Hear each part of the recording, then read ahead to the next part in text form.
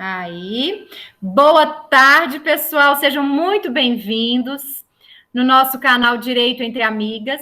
Eu, professora Michele, professora Neide, montamos esse canal, como vocês perceberam, para trazermos para vocês alguns temas interessantes, algumas discussões relevantes no direito, decisões controvertidas, esse momento de pandemia. E hoje nós temos aqui com a gente nosso grande convidado, Dr. Helder Moreira. Alguns de vocês já conhecem, né? Além de um excelente profissional, nosso amigo do coração, e ele vai tratar de um tema muito interessante. O Dr. Helder é graduado pelo Centro Universitário Isabela Hendricks, é advogado há 15 anos, com uma ampla experiência, professor universitário em graduação, pós-graduação, muita experiência em orientação de trabalhos e dissertações de mestrado, é mestre em Seguridade, Justiça e Direito pela Universidade de Girona, na Espanha, e atualmente professor de graduação e pós-graduação no Instituto de Educação Superior Latino-Americana. Seja muito bem-vindo, professora Helder. Muito obrigada por aceitar nosso convite. Né? Muito obrigado, temos aqui um tema muito interessante para discutir. Dr. Helder vai falar para a gente sobre a repartição de competências concorrentes entre os poderes ao incluir município como entes federativos. Nesse momento de pandemia, é um tema bem relevante e bem atual. Então, eu passo a palavra para o Dr. Helder e vamos ver essa explanação maravilhosa. Muito obrigada. Tá, professora Paula, só vou pedir, antes de começar, quando der 20 minutos, se eu ultrapassar, provavelmente não. Aí você me avisa que aí eu faço um compacto e faço a conclusão e abro para quem quiser perguntar alguma coisa e fico à disposição dos alunos. Muito obrigada. Tá? Eu não vou cronometrar. Pode deixar que eu aviso. Deixo por sua conta. Então, tá bom. Combinado.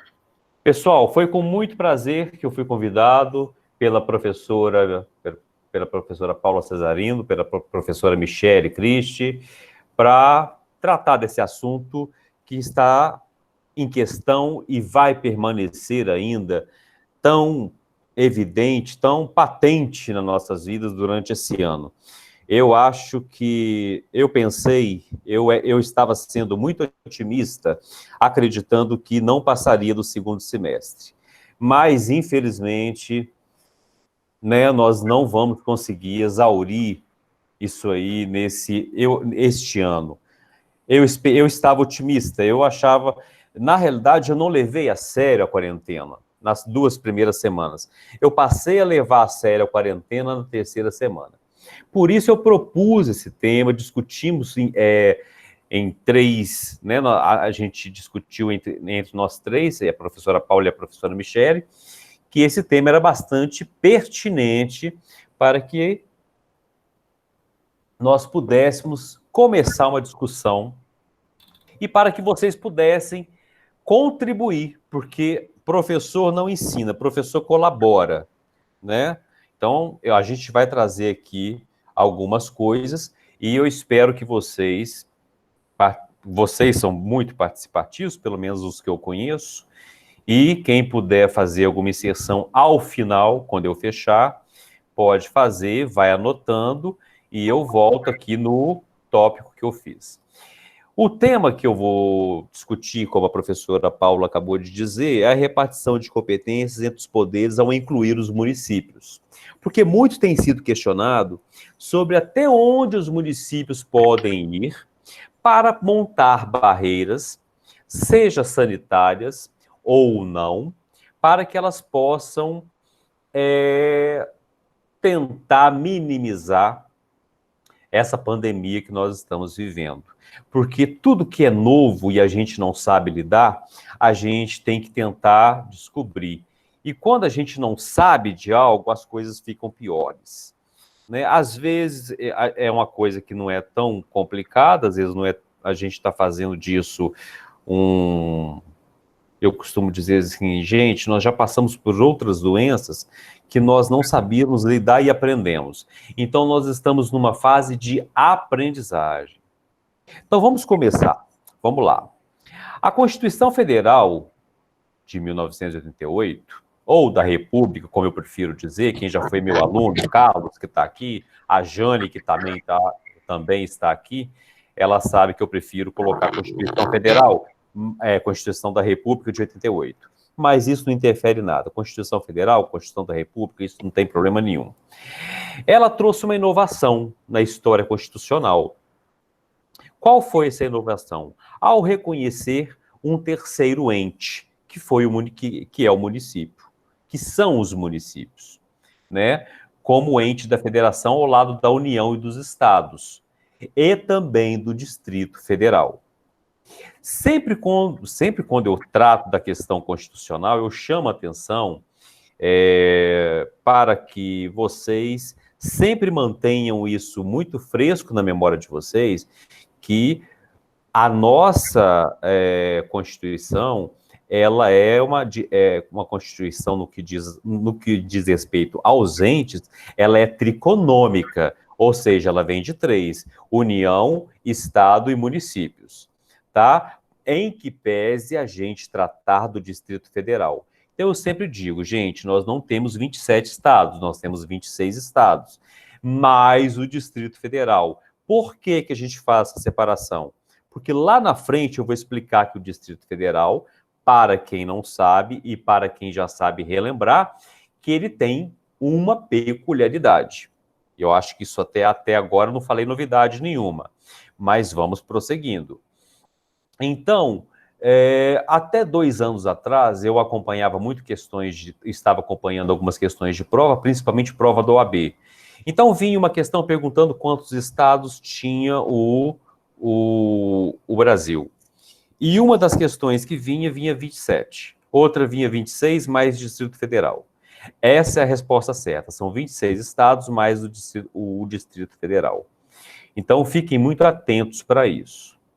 A outra observação que eu não posso deixar de fazer nessa explanação é que, na verdade, foi acolhido pelos artigos 1º e pelo artigo 18 da Constituição de 1988, as reivindicações de municipalistas clássicos, que eu sempre recomendo para quem quer aprofundar seus estudos na área constitucional, porque o direito constitucional é a espinha dorsal do direito e ele cai tanto na esfera municipal para concursos públicos, na esfera estadual, quanto na federal, e principalmente em provas de OAB.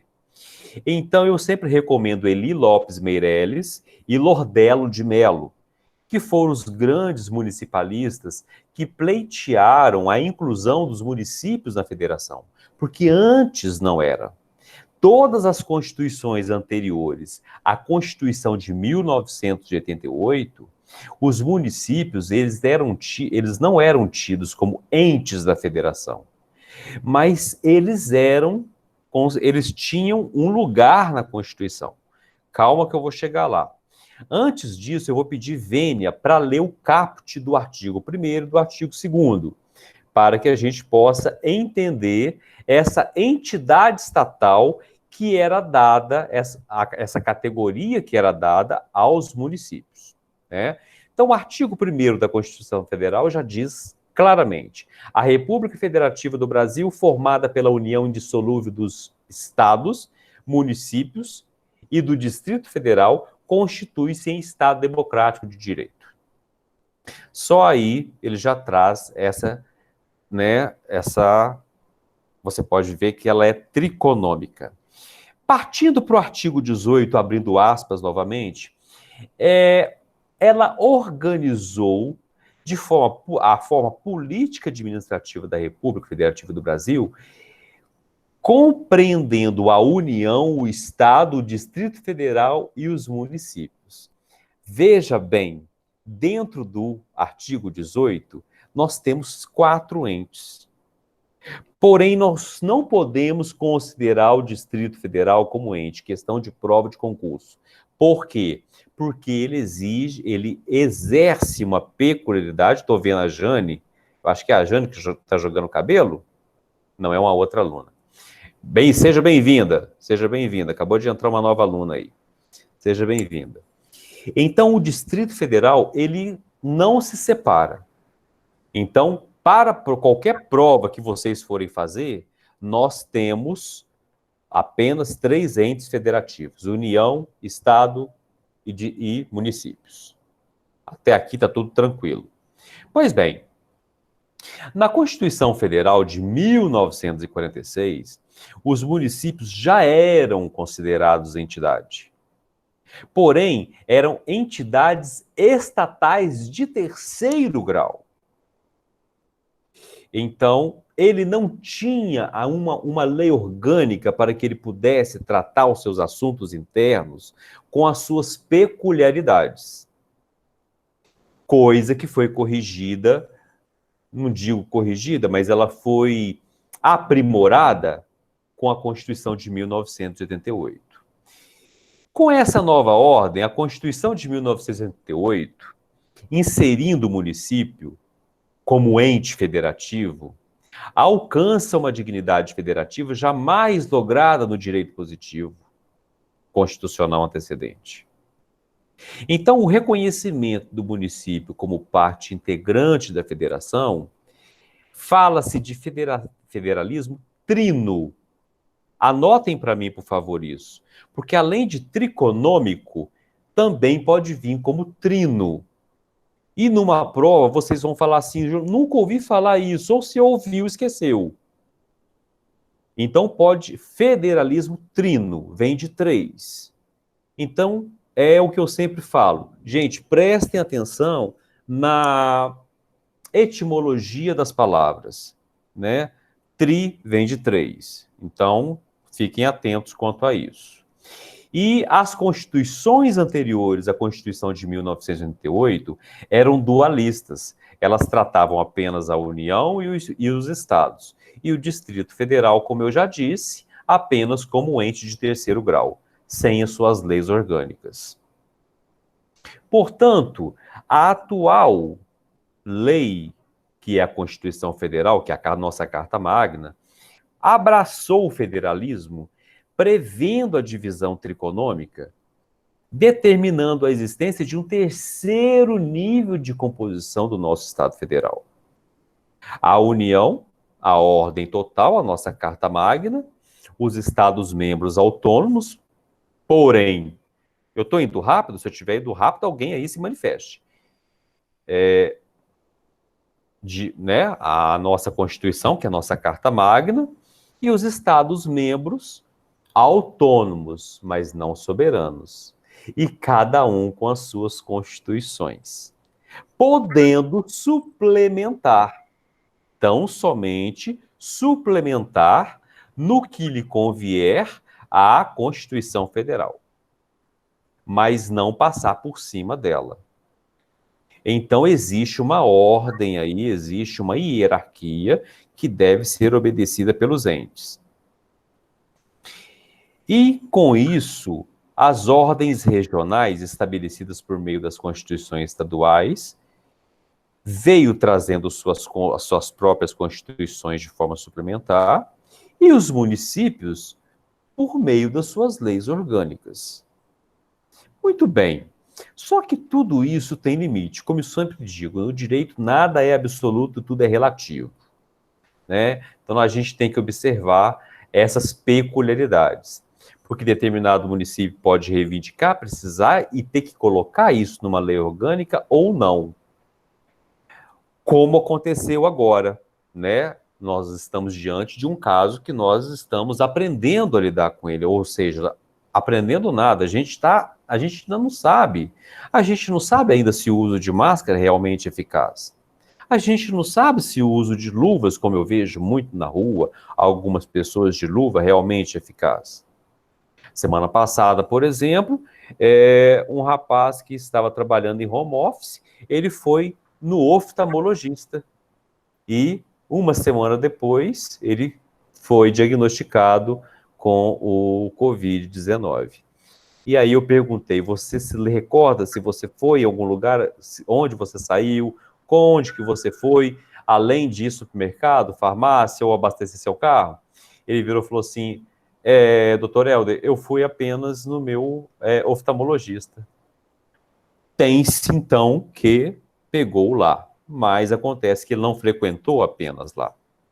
Ele abasteceu, ele foi em farmácia, ele foi em supermercado. Então, nós não sabemos, nós estamos lidando com uma coisa nova.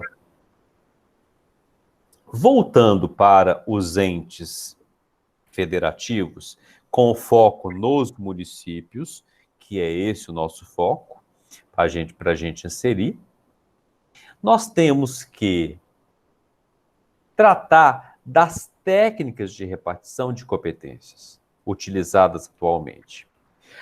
Hoje, a principal característica da federação é a descentralização política e não a concentração política, como ocorria nas constituições anteriores, que consiste na repartição de competência entre os poderes federativos.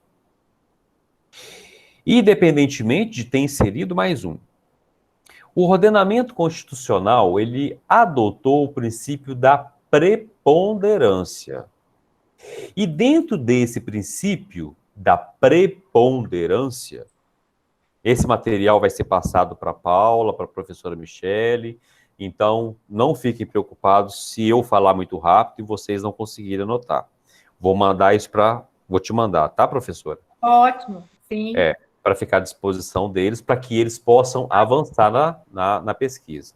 Ok. Antes que eu me esqueça, eu citei dois autores, que é o Eli Lopes Meireles e o Lordelo de Mello, mas não deixe também de estudar o direito esquematizado, que é o Pedro Lenza, porque ele tem aqueles gráficozinhos que faz memória visual.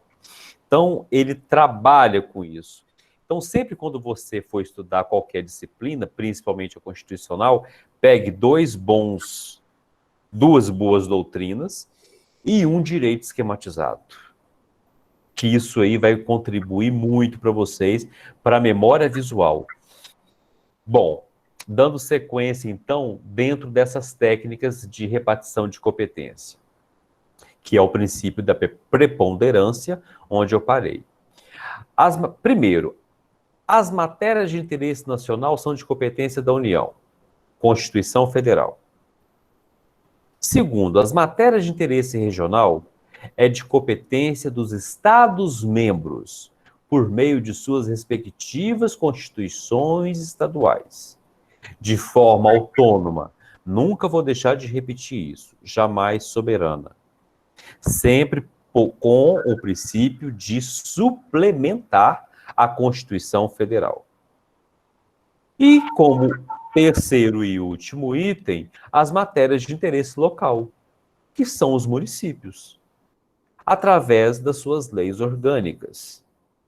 Lembrando, né, e destacando aqui, que o Distrito Federal, conforme o artigo 32, parágrafo 1º da Constituição Federal, acumula matérias de interesse regional e local. Mais uma vez, eu vou pedir vênia para dar uma lida para vocês no artigo 32, parágrafo 1º e 2º, porque isso é muito importante para que a gente dê sequência para que vocês entendam lá embaixo, quando eu chegar no Distrito Federal. O Distrito Federal, abro aspas, o Distrito Federal, vedada a sua divisão em municípios, reger-se-á por lei orgânica, votada em 2 turnos, com interstício mínimo de 10 dias e aprovado por 2/3 da Câmara Legislativa, que a promulgará atendidos os princípios estabelecidos nesta Constituição. Parágrafo 1º. Ao Distrito Federal são atribuídas as competências legislativas reservadas aos estados e aos municípios. Está vendo agora aqui onde que se encontra a diferença quando eu disse sobre o Distrito Federal? precisamos de uma atenção especial no Distrito Federal, porque ele acumula as competências dos estados e dos municípios. Parágrafo 2º, último, abro aspas. A lei do governador e do vice-governador, observadas as regras do artigo 77 da mesma Carta Magna e dos deputados distritais. Então, em Brasília, no Distrito Federal, não existe deputado estadual, existe deputado distrital. Coincidirá com a dos governadores e deputados estaduais, para o mandato de igual duração. Até aqui eu consegui exaurir essa questão para vocês. Vamos avançando. Todavia, permanece uma dificuldade de entendimento e de complexibilidade de caracterizar o que é interesse regional, o que é interesse local. E por que se trata de uma questão jurídica mais sociológica e política? Porque a questão da grande dificuldade de entender é porque não se trata de uma questão jurídica, ela é sociológica e política, e não jurídica. Assim, o ordenamento constitucional brasileiro passou a adotar a técnica da repartição de competências, enumerando e expressando os poderes do artigo da União, que são os 21 e 22, os estados, as competências que são vedadas no texto constitucional, que são as competências remanescentes. Remanescente significa aquelas que não foram supridas pela Constituição Federal. Então, mais uma vez, eu saliento para vocês isso. A Constituição Estadual, ela pode vir suplementando a Constituição Federal? Pode. O que ela não pode é ultrapassar o poder que foi conferido aos estados.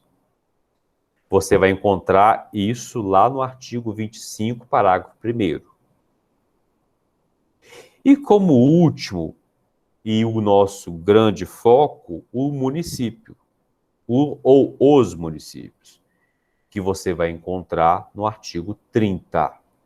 É lá que você vai encontrar todo o rol que é taxativo de todas as competências e todas, até onde ele pode ir. Então, o rol é taxativo, não tem nada implícito, não. Né? Então, o artigo 30, o que ele diz? Compete aos municípios legislar sobre assuntos de interesse local. Aqui é que está o grande cerne da questão, professora, porque o que é interesse local? Num estado que o estado de Minas Gerais é maior do que eu não posso comparar, eu vou falar de Brasil. Brasil tem dimensão continental. Agora, você pega o estado de Minas Gerais, com 853 municípios. Municípios de 7 mil, 12 mil, 20 mil habitantes. Olha a riqueza cultural que nós temos somente dentro do nosso estado. Dentro do nosso estado, sem falar os outros 25 estados. Então, aqui eu estou considerando Minas Gerais.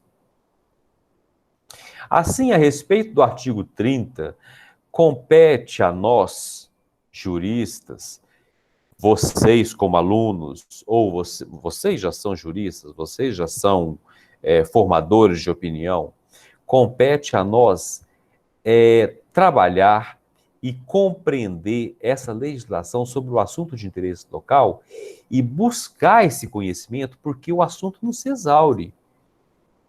Não adianta, eu vou ficar aqui até amanhã tentando falar com vocês interesse local, mas a gente tem que entender a riqueza que nós temos dentro do nosso estado, que deve se entender por peculiaridade de interesse municipal.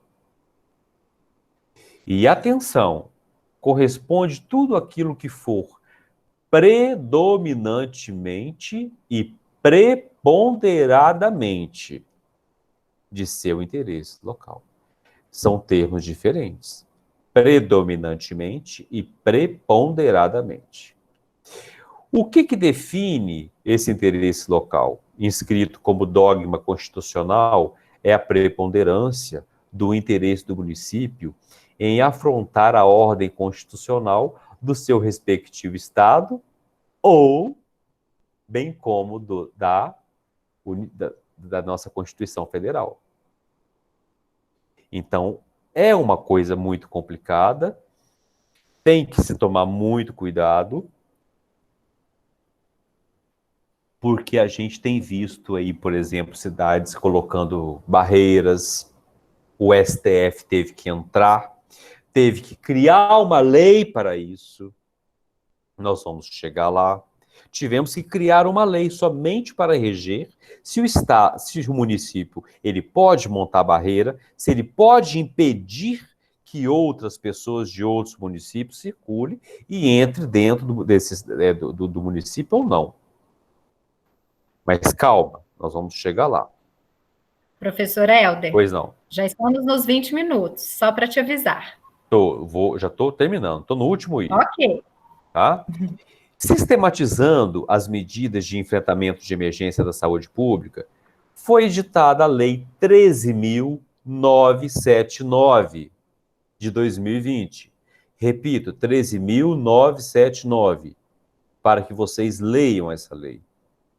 Muito importante, essa norma autoriza os gestores públicos a adotarem, entre outras medidas, o isolamento e quarentena, mas jamais impedir as pessoas de outros municípios de entrar.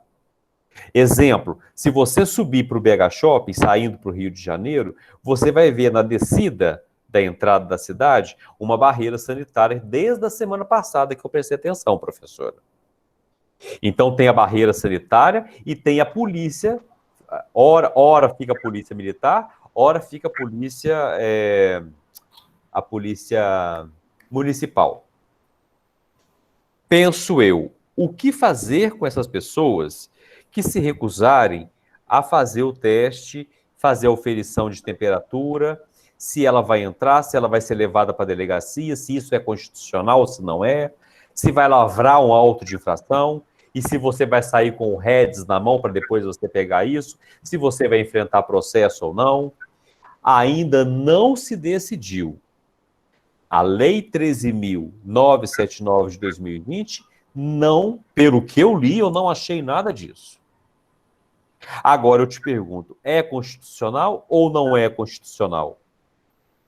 Eu penso que na minha simples opinião, eu penso que é lícito, tem que ser feito. Porque você tem o prefeito, ele tem, através da lei orgânica, que proteger os munícipes, os moradores daquela cidade. Então, o que ele está autorizado é apenas se você for diagnosticado positivamente com o Covid-19, há quarentena e restrição através do isolamento. Mas permitir a entrada, jamais. Está lá na Lei 13.979 de 2020. Deixa eu ver se tem mais alguma coisa aqui para eu fechar. Eu acho que eu consegui compactar. Não posso deixar de falar disso. Uma pergunta que talvez possa vir de vocês para mim. Não há qualquer recomendação técnica da Anvisa que aponta o fechamento das fronteiras dos municípios, não. Nem dos municípios e nem dos estados. Porque no início, professora Paula, o nosso governador, ele fechou as fronteiras. Sim. Né? A Anvisa chegou lá, virou e falou assim, não existe lei, não pode fazer isso. Não pode fazer isso. Agora, a soberania do nosso Estado é uma coisa. Eu falo do Estado, quando eu estou falando a nossa soberania do Estado, eu estou falando do Brasil. Agora, como nós vamos tratar os que estão vindo de outros países, aí já é uma outra questão que não é o que nós propomos discutir aqui. Aqui a gente propôs discutir a competência local, que é a competência municipal. Pessoal, espero ter aberto a mente de vocês. Estou aqui à disposição para perguntas e eu consegui concluir no tempo, passando alguns minutos, como sempre passo. Eu agradeço a professora Paula me avisou. Eu que agradeço, professor Helder. Eu tenho certeza que esse tema é muito relevante, né, gente? Eu mesma e minha família estamos passando por uma situação dessa. Nós somos do interior de Minas, do sul de Minas, de uma cidade de 17 mil habitantes. Qual cidade? Minha sobrinha chama Areado, a cidade, perto de Alfenas. Ah, mentira! Não, para com isso. Areado. Sim, somos de lá. Nós somos de lá, acho que a gente já conversou sobre isso. O que acontece? Eu sou de Varginha, Alfenas. Varginha? Pois é. A minha sobrinha com a minha cunhada moram lá e, né, em normalidade, de 15 em 15 dias, meus pais, vamos lá visitá-los. A cidade está fechada. O prefeito determinou, ninguém está entrando. E olha que nós temos casa lá, né? Agora você veja bem, não só você, professora, desculpa te cortar. Eu perguntei outro dia assim, está cumprindo essa lei? Está cumprindo tudo isso que eu disse que agora está sendo cumprido? Aí eu escutei a seguinte frase assim, não, a polícia militar fica fazendo a ronda, a polícia, a guarda municipal onde tem faz a ronda, mas muitos fazem vista grossa. Sim. Ou seja, é aquela velha questão, né? Nós temos muitas leis para não serem cumpridas. Então, para que foi criado, então, a Lei 13.979? Exatamente, né? Então, eu acho que ainda tem muita água para correr debaixo dessa ponte, né? A verdade é essa. Exato. Nós estamos só começando.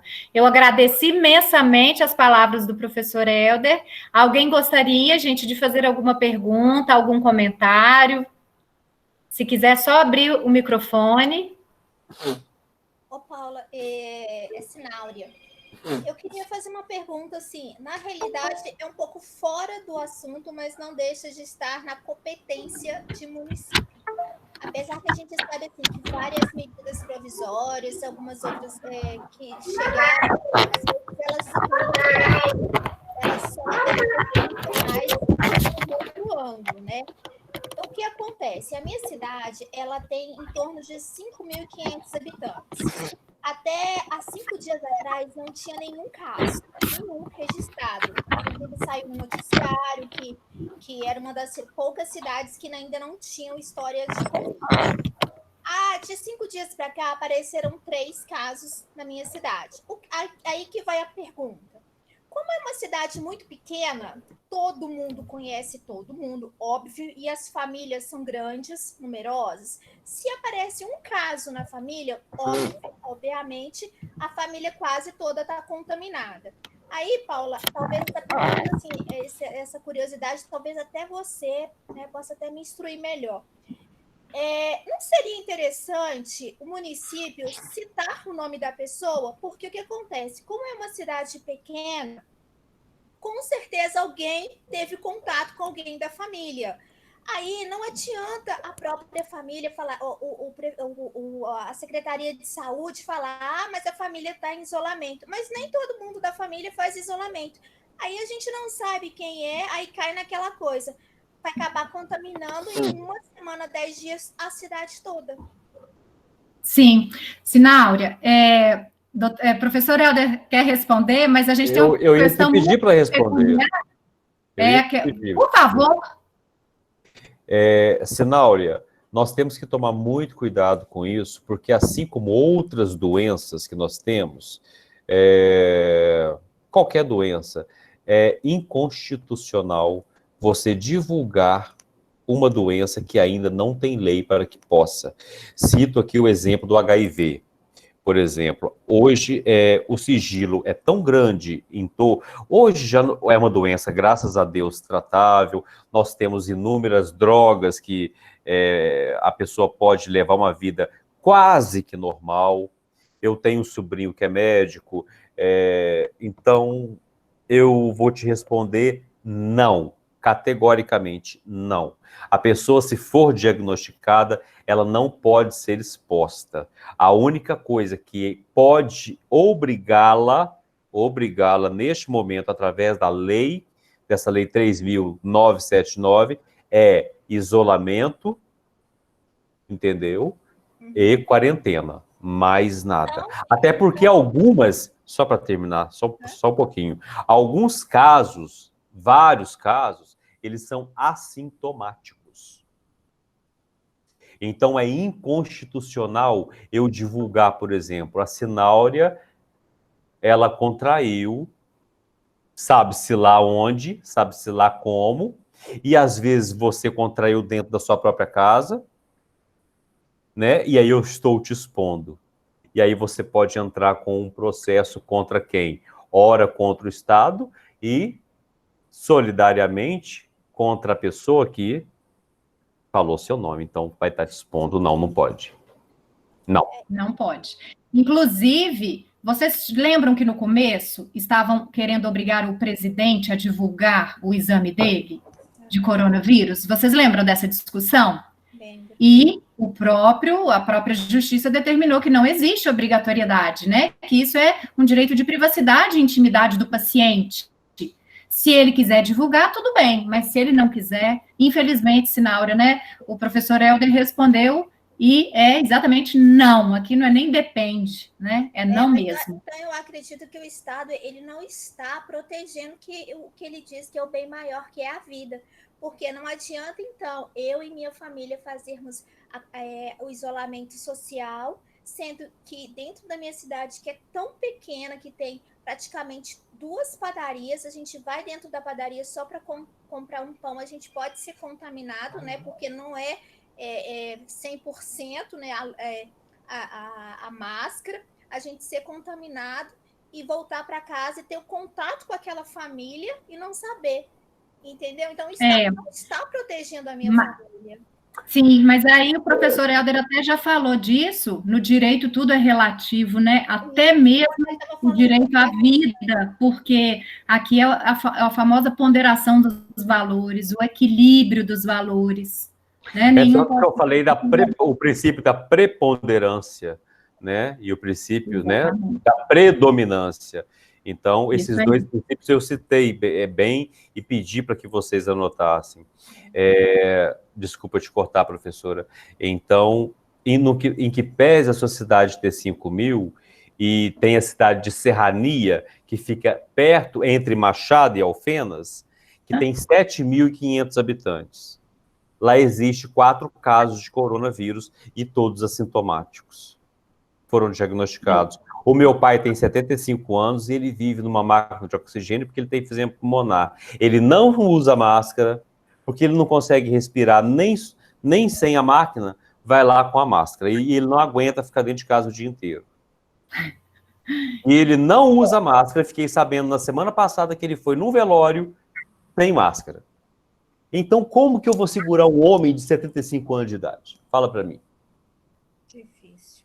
É complicado. Muito complicado. Né? E nós estamos lidando com uma coisa que a gente não sabe ainda. Porque o desconhecido é muito pior, porque quando você pega uma doença que você já conhece, vamos tratar de 2 doenças, uma doença uma doença grave. O câncer, por exemplo.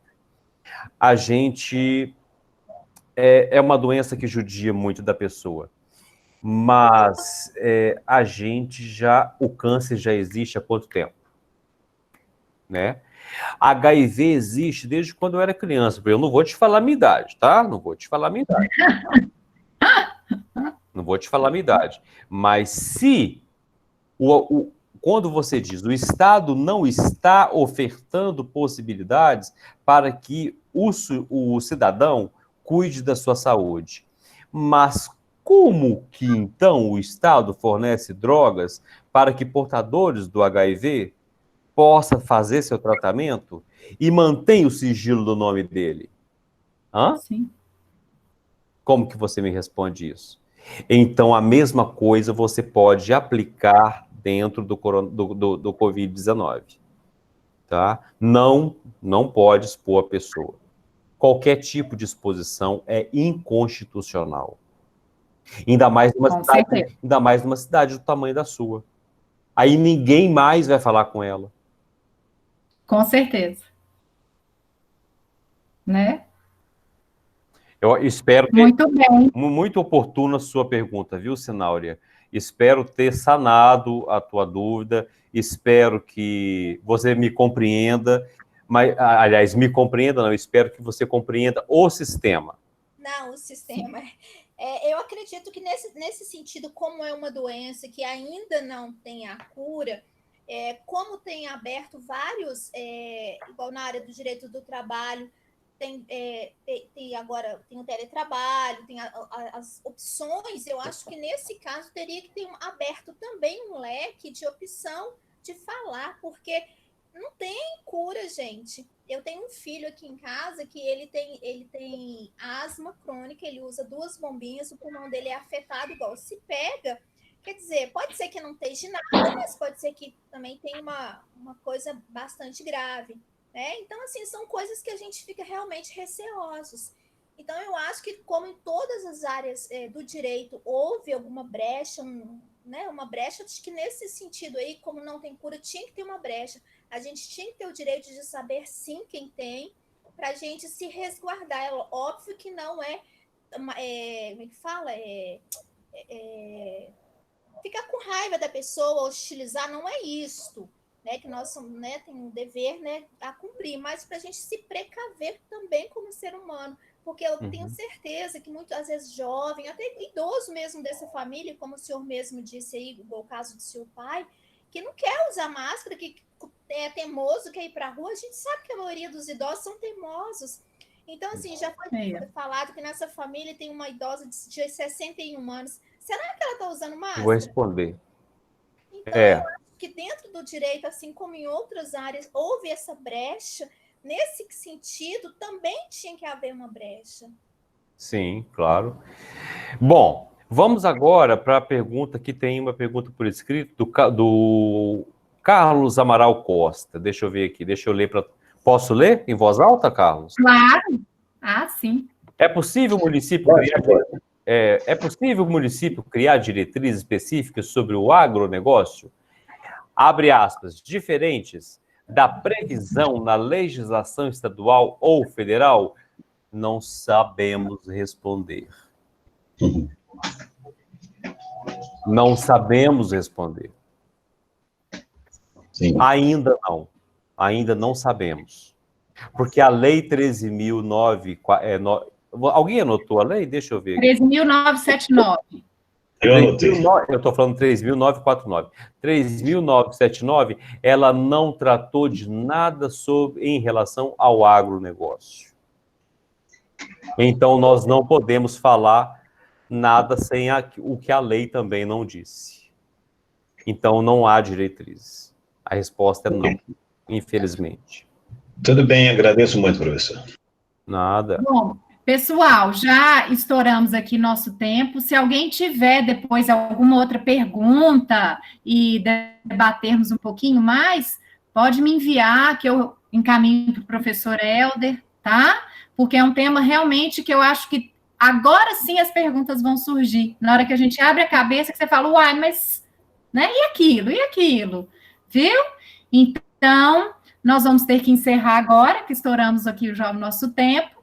Eu agradeço imensamente, primeiramente, a presença do professor Helder, que nesse brilhantismo todo, né, veio clarear as nossas dúvidas. Agradeço a presença de todos vocês. Nós estamos tentando chegar o mais perto que a gente consegue de vocês, tá? E toda semana nós vamos aí discutir algum tema interessante para, sei lá, fazer essa pandemia abrir nossas cabeças. Se vocês tiverem algum assunto de interesse, mandem sugestões também, viu? Eu agradeço muito todos. Tenham uma ótima semana, bons estudos. E, professor Helder, mais uma vez, muito obrigada. Eu que agradeço pelo convite e quero dizer a você, professora, que eu continuo à disposição. Se quiser, pode me convidar novamente. Eu conheço parte da galerinha, conheci agora a Sináurea, tenho o Valnei, que eu não conheço, não estou conseguindo ver a Jane, não sei porquê, não sei se ela está online, mas se for necessário que eu volte aqui, estarei à disposição. Carlos Amaral, parabéns, professor Paula e nobre Helder. Muito obrigado, Carlos, muito obrigado pela sua deferência, que lhe é muito peculiar, tá? Sempre. Sim. Muito obrigada, pessoal. Então, fiquem com Deus. Recebam meu abraço e meu calor aí, que eu tô doida para abraçar e beijar todo mundo. Perfeito. Viu? Beijo, boa semana. Fiquem com Deus. Obrigado Obrigada. a vocês. Tchau, tchau. Tchau, tchau.